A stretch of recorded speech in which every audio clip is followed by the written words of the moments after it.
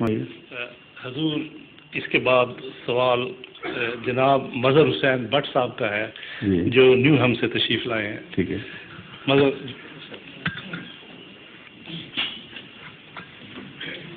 السلام علیکم. وعلیکم السلام ورحمۃ اللہ. جی میرا سوال یہ ہے کہ میں ایک محفل چ گیا تھا, ایک مولوی حضرات بیٹھے سی جی تو انہوں نے یہ گل کی تھی بھائی اگر انسان زندگی چ ایک روزہ رکھا ہے تو اتنے انہوں نے یہ گل کی تھی کے گدے پر چڑھ کے دوڑے آگے نہیں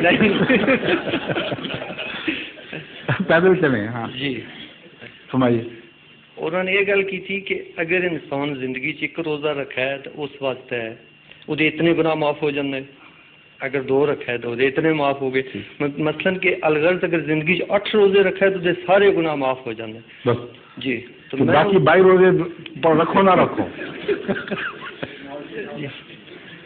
جی میں اس کے بارے میں وضاحت چاہیے تھی کہ اگر ایک انسان کی زندگی 70 یا 80 سال ہے تو اگر وہ 8 روزے رکھا ہے تو کیا اس کے سارے گناہ معاف ہو جاندے؟ میں مولوی نکل دے تو پوچھ لی باقی تے ہو جان اے گناہ نہیں معاف ہونا تو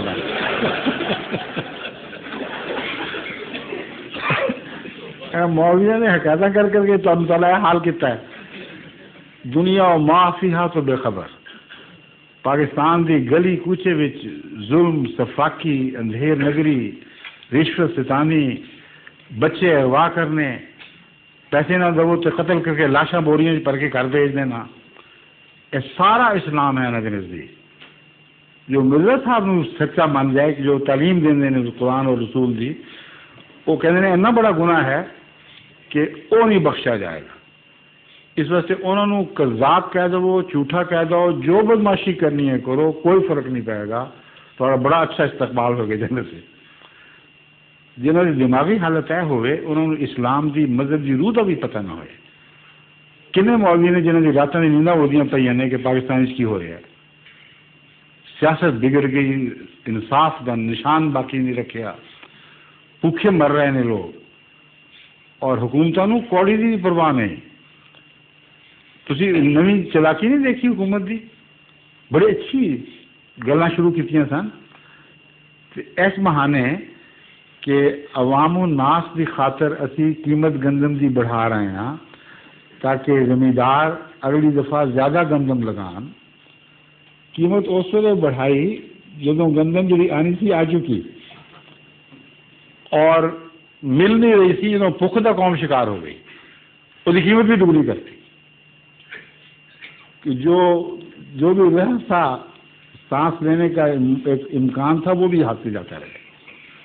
حالانکہ یہ اعلان بھی کر سکتے تھے کہ ہم اگلی فصل پہ قیمت بڑھائیں گے, اس لیے زمیندار کاشت زیادہ کرے. وہ کیوں نہیں کیا؟ اس لیے کہ اپنے خزانے نہیں بھر سکتے تھے. بھوکوں کے پیٹ کی غذا انہوں نے اپنے خزانوں میں ڈالی ہے. نہ آپ کے سیاستدان آپ کے ہمدرد, نہ آپ کے مولوی آپ کے ہمدرد, اور آنکھیں بند کر کے لگے ہوئے ہیں ان کے پیچھے. خدا کا خوف کرے, کچھ کوشش کرے, آنکھیں کھولیں. شکریہ. ظہور مہدی آخر زمان